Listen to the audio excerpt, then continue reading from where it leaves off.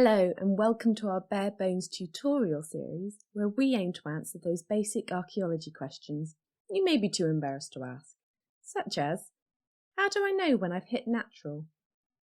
This is a tricky topic to tackle.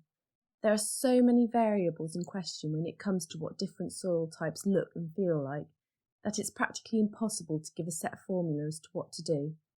So instead, we are going to focus on a series of questions you should ask yourself as you dig to help you make your own informed decisions.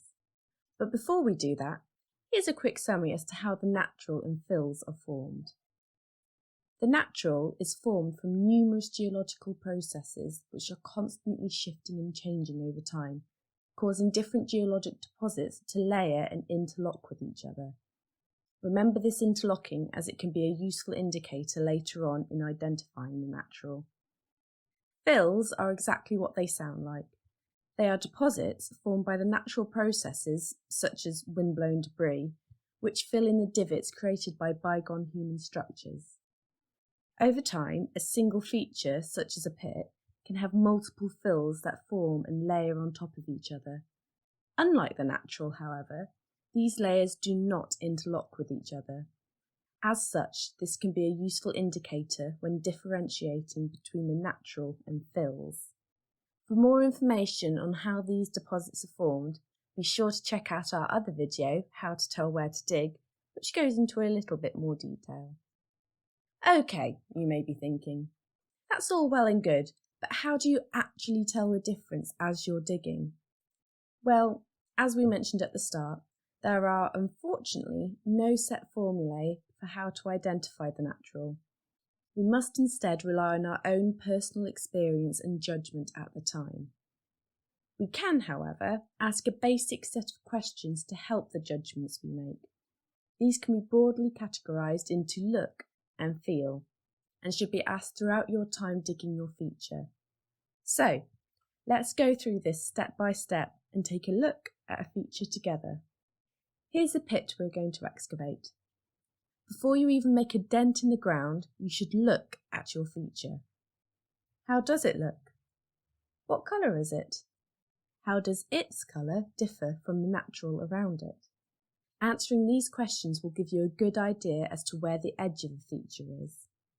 Remember not to take what you see on the surface as gospel, however, as the true edge of a feature will likely be masked somewhat due to various processes such as blurring over time. However, what you see on the surface will still give you a good idea as to the rough location of the edge of the feature. Now to get a feel for our feature. Clean back the feature a little bit with your trowel. How does it feel? Is it soft and loose? Or is it firm and difficult to trowel? How does the fill feel in comparison to the natural around it? Is it softer than the natural? Or maybe the natural is softer or more gravelly? Quick side note before we move on to our next step. Throughout your time doing archaeology, you will hear various terms used, such as loose sandy clay or friable silty sand. Whilst these are useful terms to use at this stage, they are not absolutely necessary for the purposes of this video, as these are terms that really come into play when you get to fill out context sheets, which is a topic that we'll cover in later videos. As such, we will not be relying on these terms for this video, and instead we'll use more general terms. Okay, back to the video. So, for our pit, let's say that our fill at the surface is this soft light brown soil, and our natural is this light brown gravelly soil. As we start digging, we know that when we hit the light brown gravelly area, we are hitting the natural. Sounds easy, right? Well, unfortunately, the earth likes to throw curveballs and varies. As such, the natural and fill may change the deeper you dig, and this is the trickier part. How do I know if this is natural or another fill? Whilst a lot of this identification will come with experience and practice, there are a few questions you can ask, again based on our look and feel questions. Are you seeing any finds still? If so, congratulations! You've uncovered a new fill. Go back to questions 1 and 2 to help you get to grips with this new fill and keep digging. If not, Is this new soil a drastically different colour which resembles the natural seen on the surface? Does it include a lot of gravel and is very hard to dig through? Are you getting a lot of iron panning and fossil inclusions? Does this deposit have multiple colours and textures that appear to blend and interlock with each other?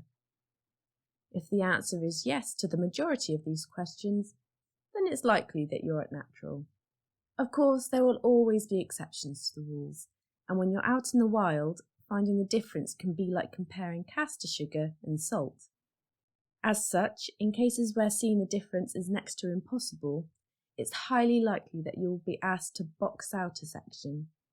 This means to purposefully overdig one side of your section in order to demonstrate the difference more clearly. This links to the best tip we can give. When in doubt, keep digging. It's far better to overdig and be confident about the shape of a feature than it is to give a partial record. No matter how much experience someone may have on site, I can almost guarantee that they have overdug a feature at some point in their career, whether they did it on purpose or not. And with that, we come to the end of our video. We hope you find these questions useful, and in turn, we'd like to ask you some questions. Do you have any tips and tricks as to how to identify the natural? Have you ever drastically overcut a feature? Let us know in the comments below and on our Instagram @PastOrPresentArchaeology. Thanks for watching, and we hope to see you next time.